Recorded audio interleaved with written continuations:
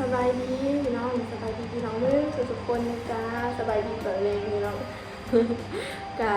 บนอันถ่ายคลิปตื่นตื่นเนาะพี่น้องเนาะกะเป็นเด็กอันเรือบ้านกันนะกะตัวนี้น้องพลหากะมาแต่อยากพี่น้องหากะเลิกอยากแล้วกันอันมาหอมพี่น้องกะคืออันน้องพลน่ะมาอยู่ห้องแถวพี่น้องนี่มาอยู่ได้2-3 มื้อแล้วกะเมื่อคืนนี่เนาะน้องพลไลฟ์สดมีคนเบิ่งทันบ่ฮอด20 คนหรอกพี่น้องแต่ว่าเพราะว่าอันสัญญาณนะมันบ่แห้งปานใดสินะก็ไหลไปประมาณ 4-5 นาทีนี่แหละแล้วมันหมุน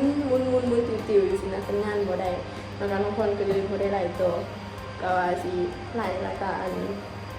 พาเบิ่งห้องใหม่สินะพี่น้อง ก็เลยบ่ได้ไลฟ์เสียงเพราะว่าสัญญาณบ่แห้งนะกาคลิปนี้น้องพลกาสิพาอันพ่อแม่พี่น้องแล้วก็FCทุกคนมาเบิ่งห้องแถวน้องพลที่น้องพลมาอยู่ใหม่แล้วก็มาอยู่ครั้งแรกในชีวิตพี่น้องมาอยู่ห้องแถวก็ไม่เป็นครั้งแรกเพราะว่าหลายคนที่เคยเบิ่งคลิปในกลุ่มตั้งแต่ต้นๆเนาะก็น่าสิเห็นว่าน้องพลตอนยังเรียนห้องม.4 ม.5 เคยไปอยู่ห้องแถวนำไอ้กลุ่มกับไผ่พี่น้องไปเอาหลานสินะแล้วก็อันนี้ก็น่าจะเป็นครั้งที่2ที่มาอยู่ห้องแถวแต่ว่าอันนี้แบบของตัวเองสินะกาน้องพลย้ายมาอยู่ห้องแถวนี่กะอันได้2-3 มื้อเลยพี่น้องกะว่าสิถ่ายตั้งแต่อันมื้อนั้นแหละแต่ว่าน้องพลกะค้านอย่างแล้วก็อันให้รถเขาเจ้าแบบคนจะมาให้สินะกะมาก็ถูกอย่างเอียงเขาก็ได้ซื้อใหม่หมดทุกอย่างสินะกะบางคืนเนาะกะหมู่น้องพลมานอนนั้นอันซื้อใหม่หมดทุกอย่างเลยพี่น้องเพราะว่าเฮาแบบบ่เคยอันอยู่ห้องสินะแล้วก็บ่มีอีหยังก็บ่มีสินะก็อยู่หอหันน้องพลก็แบบมันบ่เป็นส่วนตัวปานใดสินะพี่น้องเพราะว่ามันอยู่ร่วมกันหลายคนแล้วก็คือว่าเนาะอยู่กันหลายคนแบบมันก็บ่ค่อยอันนั้นกันปานใดสินะแต่ละคนก็แบบนั้นก็สิบ่ว่าหลายเนาะก็ฮู้กันที่ว่าน้องพลสิมา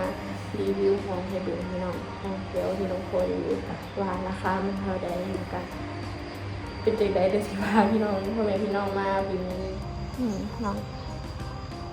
อันนี้มันหอมทางเขาเนาะห้องแถวทั้งหมดก็มี8ห้องพี่น้องดิอันแต่ละห้องตอนเช้าก็บ่อยู่พี่น้องบ่อยู่เจ้าห้องดอกเพราะว่าไปเฮ็ดเวียกเฮ็ดงานนั่นแต่ละห้องก็มื้อนี้น้องก็บอนจอดรถก็บ่ค่อยมีนี่จอดรถจักรหน้าได้อยู่นี่ก็มีแต่จอดแต่ทางนี่แหละหน้าห้องเจ้าของเลยเพราะว่าทางมันแคบหลายพี่น้องอันนี้ก็แม่นบรรยากาศอยู่ห้องเนาะให้ทายว่าพี่น้องว่าห้องนี้ราคาเท่าใด ค่ะราคาก็สิตามสภาพห้องเลยพี่น้องเนาะบ่ค่อยบ่ได้กว้างปานใด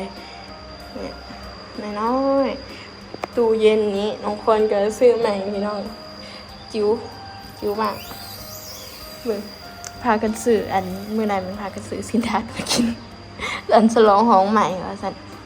ซื้อผักมีนี่ซื้อแต่อันตู้ที่บ่มีพี่น้องเพราะว่าอยู่บ่อนที่น้องควรเฮ็ดทุกอย่างหั่นนะอันเขาเจ้าปลูกผักปลูกหยังสินะผักบ่งก็เต็มมันป่งเองสินะแล้วน้องควรก็ไปหาเก็บมาอันนี้แม่นแนวกินซื้อมาเมื่อวานนี้พากันอันเลิกอยากกับหมูนั่นพี่น้องแล้วก็มากินบางมื้อกะหมูมานอนนำบางมื้อกะนอนคนเดียวเลยพี่น้องโต๊ะต่างกะอันเอามาแต่โต๊ะต่างเฮานี่กะซื้อใหม่พี่น้องน้องคอนเป็นคนแบบหมู่หลายสินะ เบิ่งซื้อโต๊ะต่างมาอันบางมื้อตอนเที่ยงกะหมู่พี่น้องเพิ่นมาตำมาแต่งกินตำบักหุ่งตำข้าวปุ้นกินแล้วก็พากันนั่งดินหมู่กับบอนเฮ็ดเวียกนำกันหั่นแหละ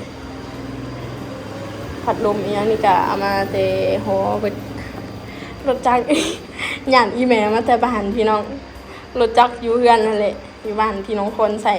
ตอนอยู่บ้านนะญาติอีแม่มาบอกว่าลูกบ่มีรถซั่นพี่น้องห้องก็แคบๆห้องนั้นเป็นห้องคันพี่น้องแต่ว่าคันแบบเป็นไม้สินะบ่แม่นแบบเป็นก่อบ่ได้เป็นกำแพงเลยแต่ว่าเป็นไม้อัดเบาะไม้หยังน้องคนกับบ่ฮู้เอิ้นเนาะ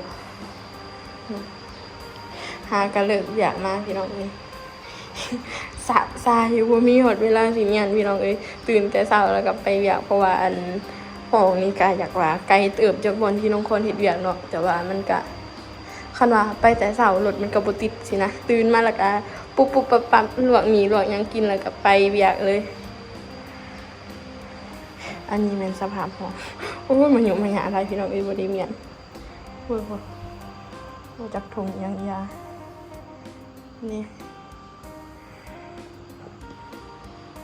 เป็นใหม่เลยพี่น้องนาฬิกานี่เครื่องกาเบิ่งพี่น้องความฟ้าวแห่งอันมือใหญ่มานะบ่ได้พับเป็นระเบียบบ่ได้อีหยังเลยหุ่มๆๆใส่กระตาแล้วก็เอามาเลยพุ่นนะอันนี้แม่นข้าวสารที่แม่ฝากให้แต่ตอนนั้นพุ่นแหละยังบ่กินเบิดปานนี้พี่น้องตั้งแต่มาอยู่เวียงนำอีกพุ่นนะเพราะว่าอยู่หอนะมันแบบน้องพรอันบ่สู้ได้เฮ็ดกินสินะอันนี้แม่นแก๊สตู้เย็นน้องพรซื้อใหม่หมดทุกอย่างพี่น้อง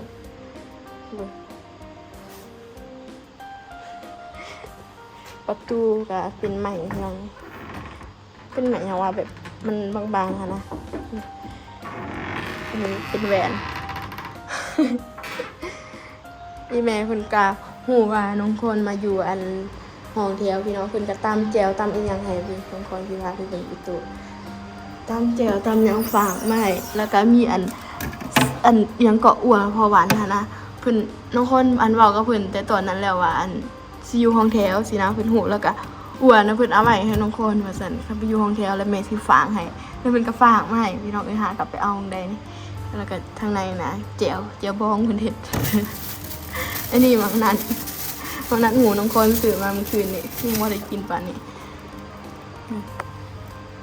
มันก็สะดวกสบายพี่น้องอยู่คนเดียวเฮ็ดหยังอยากอีหยังกับแบบบ่ต้องคิดใส่ไว้พี่นะอยู่หลายคนมันก็อึดอัดห้องนี่ก็ราคาอัน700,000กีบต่อเดือนพี่น้องอัน1,000 กว่าบาทครับตีเป็นเงินไทยหั่นนะแต่ว่าน้ำไฟมันแยกน้องคนหาก็มันอยู่ยังบ่ฮู้ว่าค่าน้ำค่าไฟแต่ละเดือนนี่สิตกเท่าใดพี่น้องซื้อใหม่เบิดมีแต่หม้อหุงข้าวนี่ของน้องคนเอามาแต่บ้านตั้งแต่มาอยู่เวียงทบิดพุ่นแหละมักเผ็ดเกลือเป็นนัวปลาแดกแม่นใหม่หมดทุกอย่างพี่น้องเริ่มจากศูนย์เลยแบบถ้วยบวงแบบน้องคนแบบสั่งมาแบบเป็นสุดเลยแล้วก็หม้อแห้งแต่กระโปะเนี่ยซื้อมาเบิดนี่สิ่งที่ขาดบ่ได้เลยเนาะอยู่ตัวคนเดียวเขาก็คือมีบ่อยากแต่งกินหยังพี่น้องซื้ออันมีมาลวกกินแล้วก็แล้วยามฟ้าวยามหยังห้องนั้นนี่ก็สิบ่ให้เบิ่งหลายเลยเนาะพี่น้องมันอนาคตก็สมราคาเนาะพี่น้องเนาะ700,000ก็บ่ได้แพงปานใด1,000 กว่าบาทแคบๆพี่น้องในห้องน้ำก็เข้าไปแล้วก็ใจสิขาดหย่อนก็ตอนเช้านี้อยากว่าเงียบๆเนาะเพราะว่าแต่ละห้องเพิ่นก็ไปเวียกไปงานเพิ่นเบิดคันตกแรงมานะมันก็ม่วนแนวเพราะว่าแต่ละห้องก็มาพี่น้องเป็นจังได๋สภาพ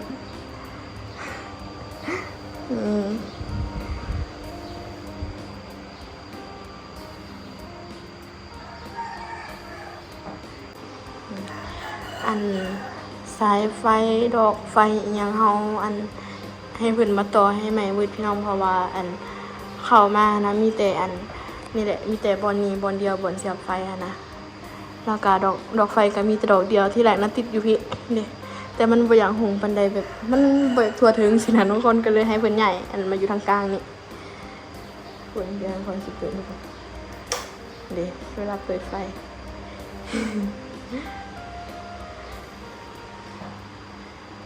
ตอนแรกนี่ก็ยังบ่ฮู้ซ้ำพี่น้องว่าสิเฮ็ดอีหยังกินเบิ่งมืดฟ้ามืดฝนสักเครื่อง2มื้อละกินเมนอัพอึกกระถึกอยู่บ่แห้งจักเทื่อ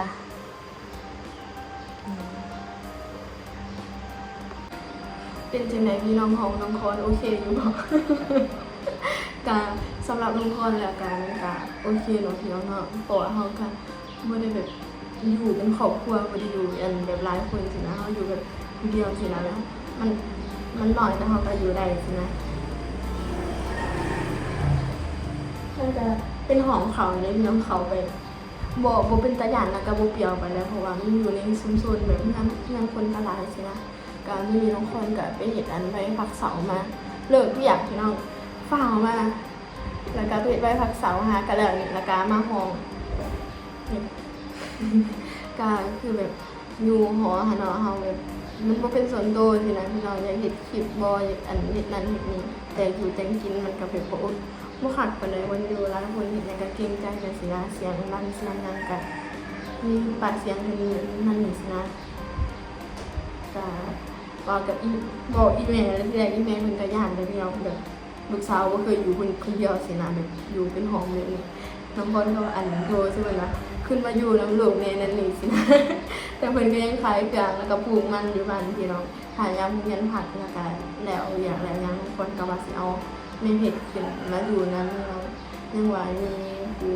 ฝากผู้เอานำเนาะเพิ่นว่าบางคนไปเวียกไปหยังก็ยังว่าแบบอีแม่ยังลูกเฮ็ดพี่น้องกินซะแล้วสินะพี่น้องเมื่อคืนนี้นะหลังสุดพี่น้องคนกำลังเข้าเบิ่งกำลังอ่านคอมเมนต์แล้วว่ามุนติ้วๆๆกันนะสิมีบางคนที่เห็นไลฟ์สดน้องคนอยู่เนาะก็ว่าสิเฮ็ดกันคืนนี้ละกันรีวิวให้พ่อแม่พี่น้องเบิ่งในไลฟ์สดแต่ว่าสัญญาณบ่ได้คือถ่ายคลิปไปน้องคนก็เลยไปตัดแล้วก็ได้ไปหาลุงแถวหนองยังบ่ได้ย่างเลาะแถวพุ่นแหละเพราะว่าสัญญาณของบ่ได้ปานใดน้องคนก็สิเปลี่ยนเบอร์ใส่พี่น้องก็สำหรับที่นี้น้องคนก็มารีวิวห้องที่น้องคนเปิดอยู่ตัวคนเดียวในนครหลวงเนาะพี่น้องอยู่ในเมืองใหญ่มาอยู่ห้องแถวคนเดียวจังสิเป็นจังได๋จังสิหลอดหรือสิจังได๋ก็เบิ่งกันไปพี่น้องแต่สำหรับน้องคนก็โอเคแหละถ้าเฮาเปิดหากันมาอยู่บ่ทันทำไซส์ที่เฮาก็ยังบ่ฮู้ว่ามันสิเป็นจังได๋จังได๋สินะก็หาเบิ่งกันไปพี่น้องก็สำหรับคลิปนี้น้องคนก็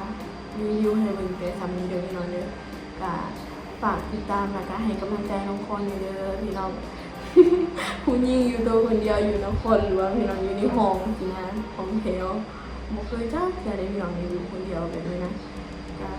ติดตามกันไปพี่น้องไว้สิเป็นจังได๋สินะพี่น้องค่ะสำหรับคลิปนี้เนาะน้องคนเลยขอลาไปก่อนเด้อฝากช่องน้องคนสาวลาวนี่เด้อพี่น้องฝากติดตามให้กำลังใจน้องคนเด้อบ๊ายบาย